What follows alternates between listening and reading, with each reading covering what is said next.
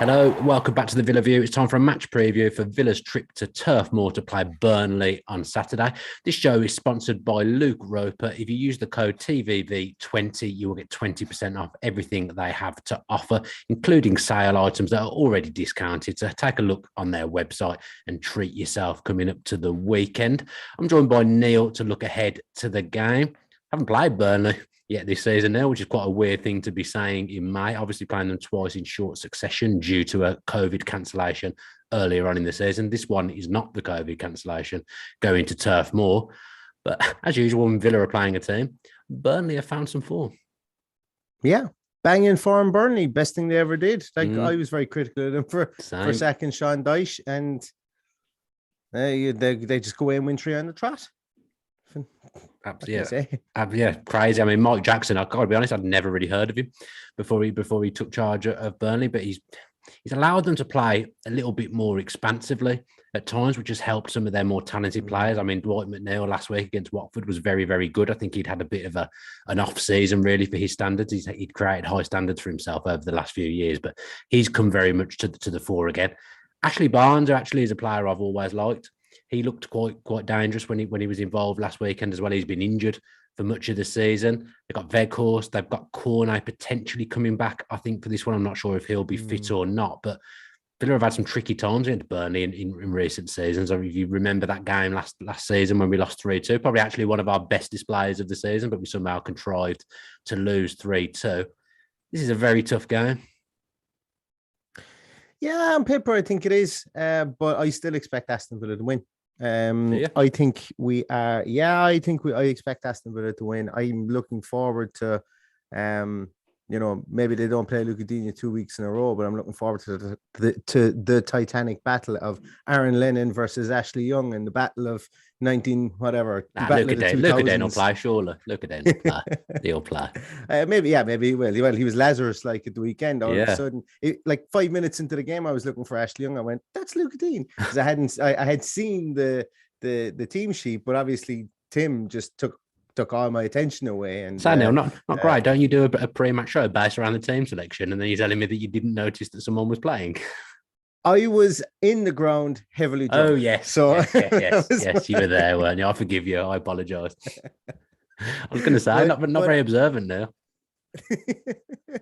But I suppose, what I think about this game is this is definitely going to be a styles make fights game. I think we, against a team like Burnley, who pretty much just don't want possession, we're a better team when we don't have possession. So I think there could be a lot of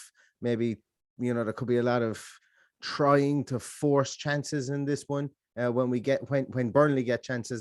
And I just think we've got a better team, to be really honest with you. I know Burnley are fighting for their lives and stuff, and I'm not being cocky about it, but we have a better team. And I know we're still saying it, but we need to click at some stage. And I think we showed glimpses of doing it against Norwich with our 21 shots, 7 blocked shots, and worked the ball in very well. And an area that we said wasn't working is now beginning to come to the fore when Ings came on. Obviously, Ings and Watkins came together. So I think if we're while we don't have much to play for at the end of the season because we can mathematically get relegated. But I still think we're in play a little bit, just a touch. I still think I'm not 100% certain that we won't get dragged into, just because there seems to be crazy results all the time down the bottom. Everton pulled wins when you don't expect them to. Burnley have won 3 in a row. You'd think that's probably not sustainable, but then you do think they're playing Aston Villa Football Club on Saturday, so perhaps it is sustainable.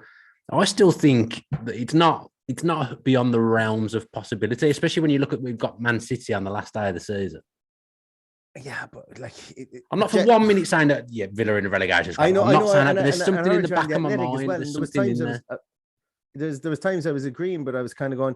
The sequence of events is what are we? We must be 500 to 1,000 to 1 go down with the bookies at the moment. Like if I was a Leeds fan, I'd be pretty. Leeds are in the mire. I did a podcast for the Athletic with all the relegation threatened teams, and Leeds are the ones I worry for. They're in. I'm not that I care, but I'm concerned for them. I think that they might get dragged. Well, they're already in it. I think they're in a lot more trouble than they looked maybe a week to 10 days ago. Like of all the 3 teams there at the bottom, I'd like Leeds to stay up. I'd like Everton to stay up, but I also want Burnley to stay up. But if I had to Yeah. choose, if the league was scrapped now and they came and said, Neil, we have to relegate somebody quick, I would probably say relegate Burnley because I prefer the other two teams. But there is going to be a good team, and there's going to be a team that's been either well supported within the Premier League or been a mainstay of the Premier League for quite a while with regards to Burnley and Everton that are going to go down, and there's going to be a new landscape with with Bournemouth coming back up, Fulham coming back up. Yes, they've been in the Premier League, but that playoff race is really, really exciting in the Championship, and it really is telling, I suppose, the last 20 years in the Premier League, whereby you've had teams like Newcastle, West Ham, Aston Villa, Everton all get relegated. And Everton potentially getting relegated, but if they do get relegated, it just goes to show that nobody's place is given in the Premier League, and you have to continually improve year over year. Yeah, let's look back to last week a little bit then, because there was a bit of, I thought it was a bit unfair. A lot of people were criticising the display against Norwich on Saturday, but I would say that games against bottom of the league sides, they never really go the way that you would anticipate. You never wipe the floor with them, really. Generally, they're quite cagey affairs, and you might win 1-0, you might win 2-0, and that's what Villa did. But I just look back to the game a few months ago against Watford, where I walked away from Villa Park feeling very low when we'd lost 1-0, and just think, we beat them 2-0. I'm happy with that. It wasn't a vintage display by any stretch of the imagination, but it's 2 clean sheets in a row. I think Danny Ings came on and completely changed the game. I think we'd have been in for a bit of a booing had Danny Ings not come on and created that goal for Watkins. Great work from Watkins as well. And you're starting to see now that those two potentially can work in tandem. There's the shoots of the recovery there for that strike partnership. I just don't think it's fair to be criticising when you've won the game, because, like I say, those games are never as easy as they look on paper. And it was funny because I was outside the ground and I was talking to people, and they were going, yeah, it was a bit abject, wasn't it? And I was there.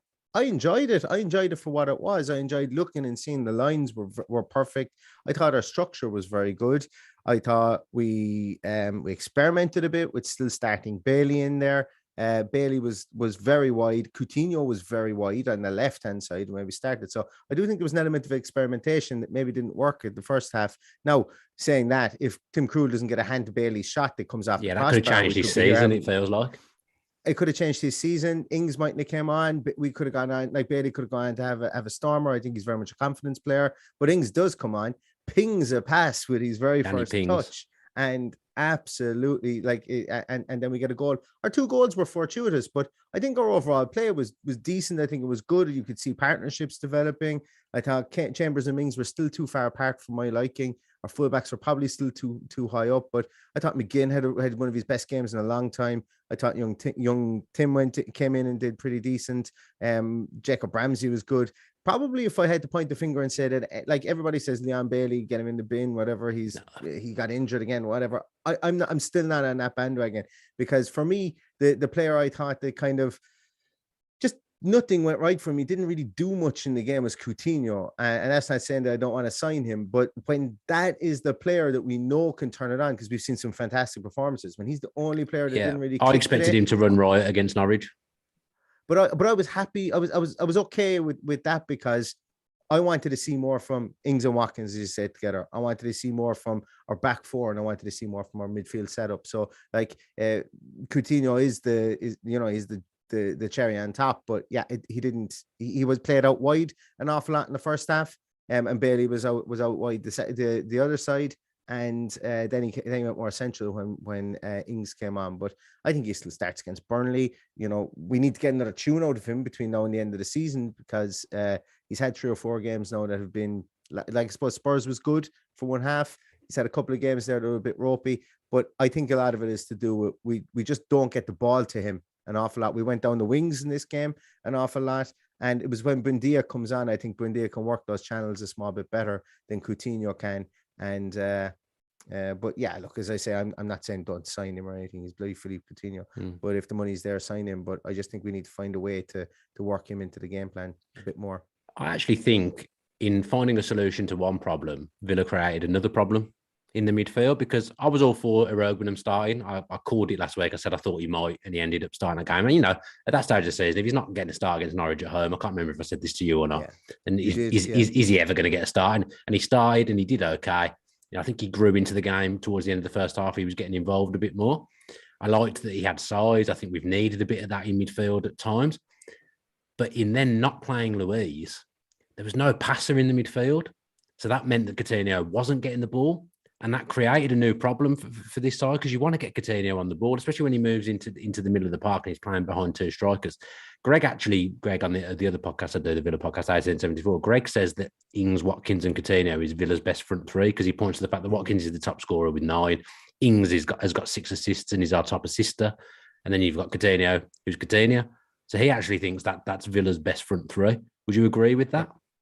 Yeah, I don't disagree at all. I don't disagree at all.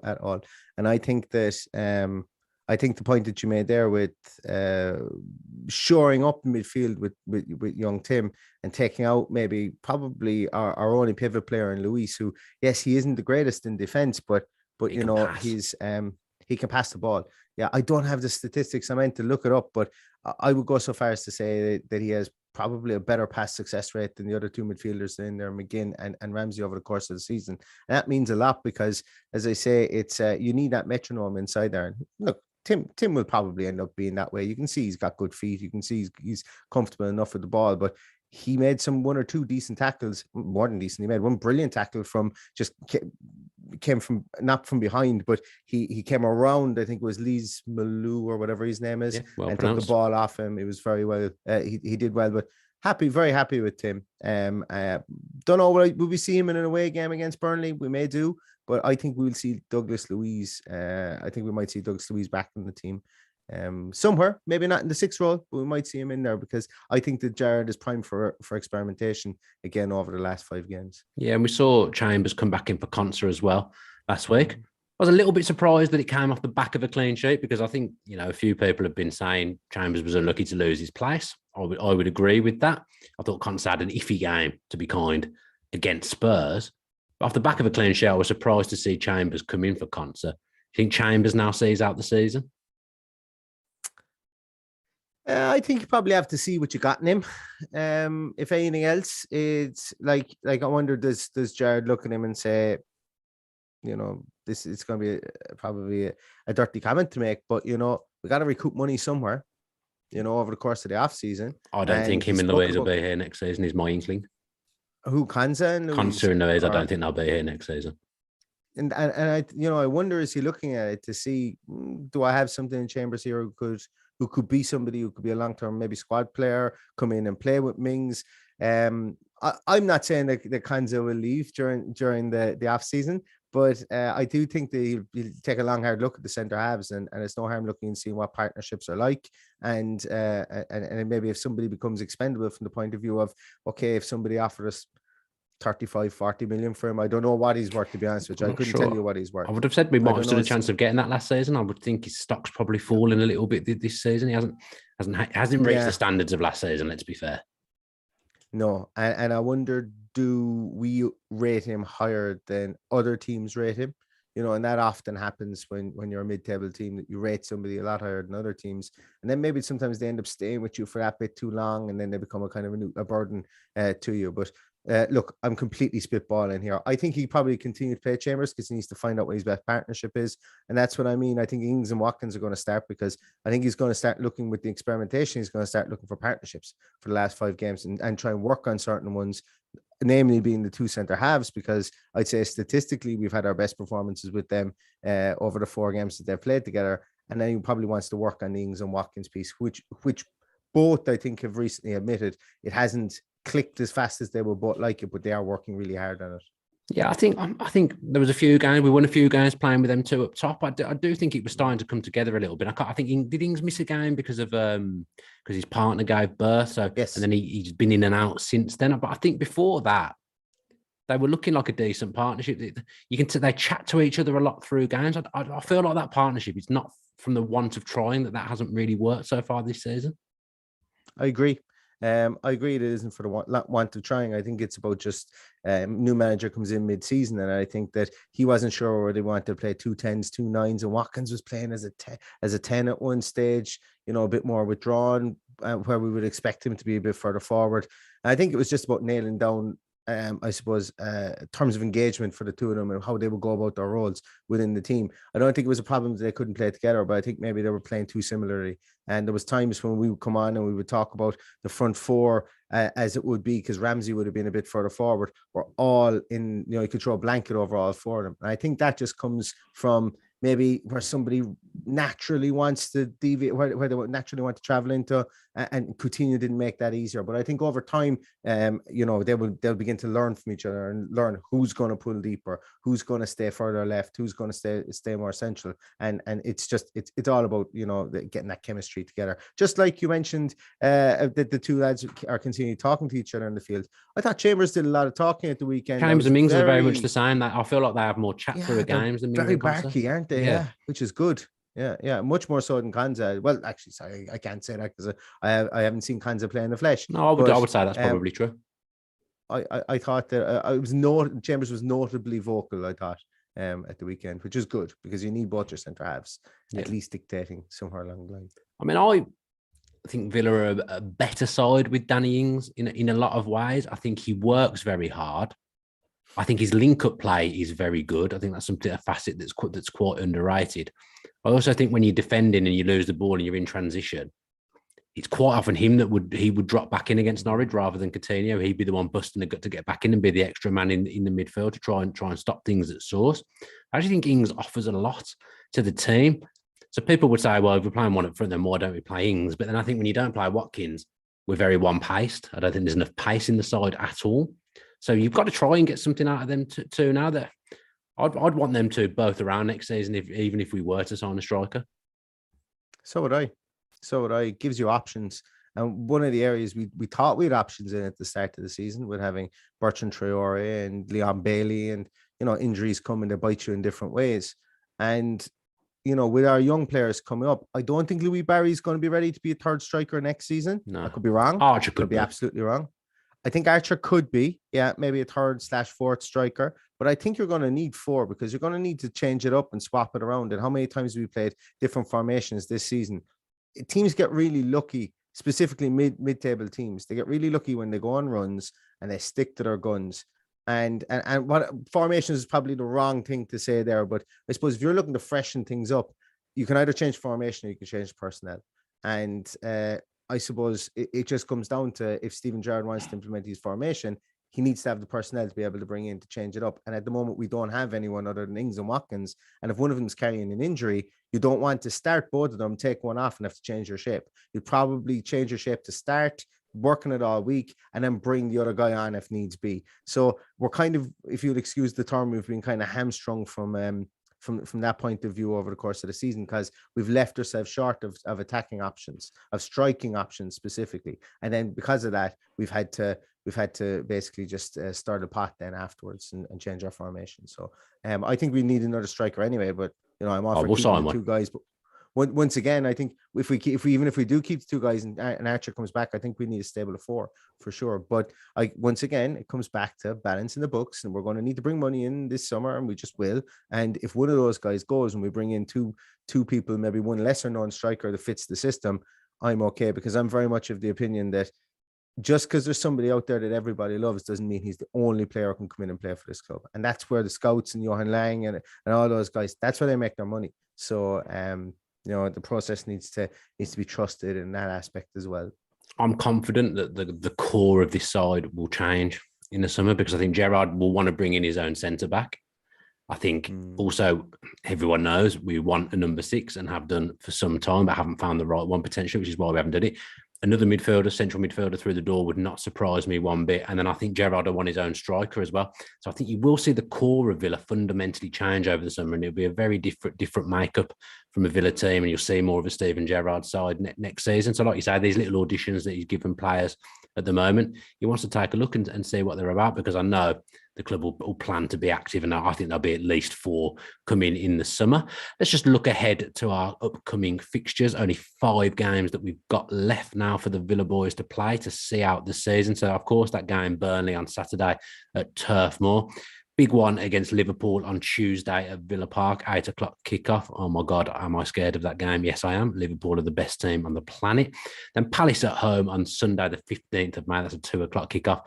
Then the familiar sides of Burnley coming to Villa Park on Thursday, the 19th of May. And then Villa, of course, finish with Manchester City away, which could be, the title race could still be active at that stage. So Villa could play a part in the title race.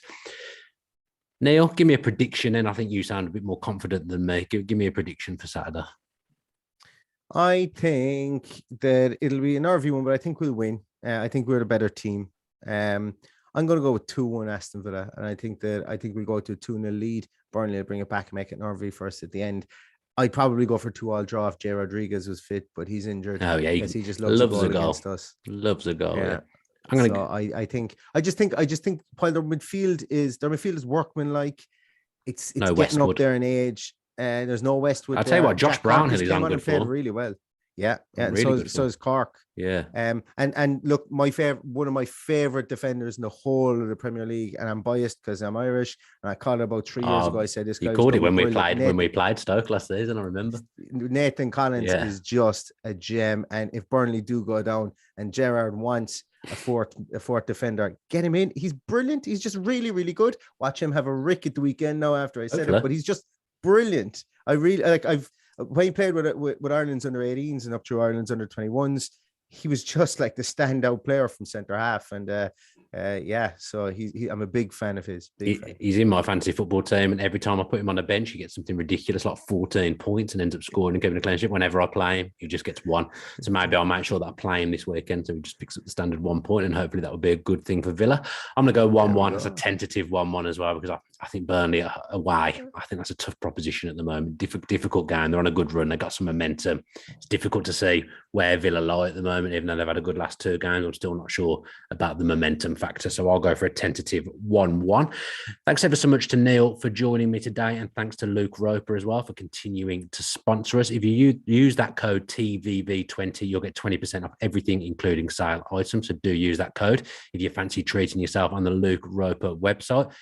Bit lax with the post-match point last week due to bank holiday shenanigans, but we will be back with a post-match point at some point after the Burnley game, so we'll let you know when that is. Enjoy the weekend. Have a safe trip to Turf Moor if you are going, and up the Villa.